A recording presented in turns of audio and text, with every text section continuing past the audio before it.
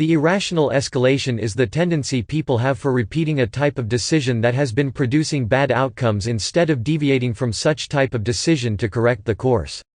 This idea reflects the slippery slope quality of our minds in the intermediary terms of a losing streak. This cascading effect I referenced a few times over the course is precisely the irrational escalation effect. This is a cognitive bias because, mathematically speaking, there should not be any cascading effect at all. For example, let's say that a trader risks $1 per trade and we can measure how bad he feels when a trade is indeed lost with the same units, so when he loses $1, he will feel a negative effect equivalent to -1. Here is where the irrational escalation really occurs. If the trader loses another trade, his emotional state won't be equivalent to -2. It will be a little worse than that. Something along the lines of -2.5 perhaps. This effect keeps increasing with each sequential losing trade until a winning trade appears or a margin call happens.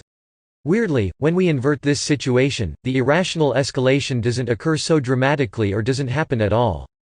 Notice there is a clear disadvantage here, meaning that it is a lot easier to feel bad emotions while in a losing streak than it is to feel good emotions in a winning streak.